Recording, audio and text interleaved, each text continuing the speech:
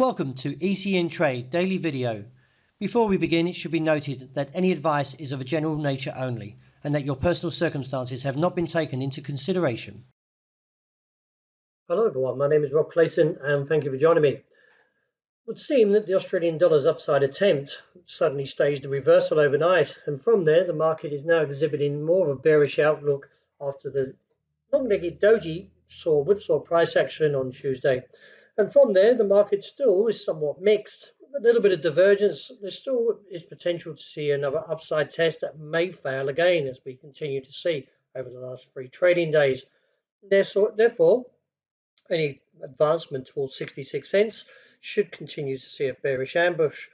And following that, the trend for the negative outlook is strengthening and therefore could see another downturn in the coming session with the view towards 64.45.50 and then followed by a bounce or even a bullish correction back towards the region of 66, or where the 60-day moving average is around 67 cents. The euro was weaker overnight as the dollar index, which measures the greenback strength against a basket of 6 major currencies, heads higher, now looking very much closer to a potential downturn. This would see a move towards 108.45 and the base holding around 107.75.85. Although the technicals are attempting to regain, the continued failed upside attempts could actually put the market in a negative case in the next 24 hours and eventually slide lower.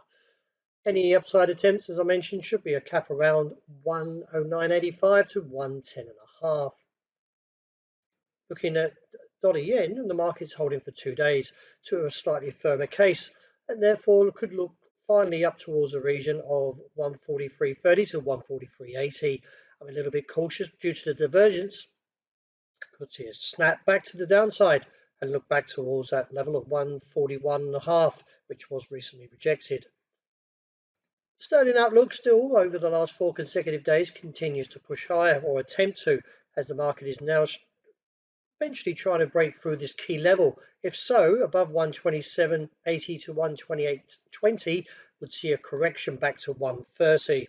In light of the pattern, I do like the way this is strengthening, especially from this dragonfly or close to a hammer. The market is looking for further upside tests, so keep an eye on that key level. But a clearance of 128.20 should give further or expose the path upward to 130, with any pullbacks still continuing to remain somewhat shallow. The weaker price for gold now puts the focus back on the level of 1,915.25, which is where we are now. A break here will give further exposure to the downside and look towards a broader target, which is seen at 1,850.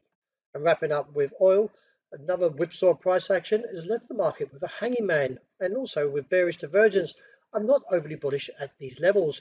Although I'm not ruling out a challenge at 83.5, we could see another rejection and see a pullback to around $80.60 due to the divergence, the weak technicals, and the hanging man that's holding in place. So overly, I'm not in a bullish position where we are at the moment and do expect to see a downturn coming very soon. Well, that's a wrap. Thank you very much for joining me, and as always, look out for your stay put, and I hope you enjoy the rest of the day.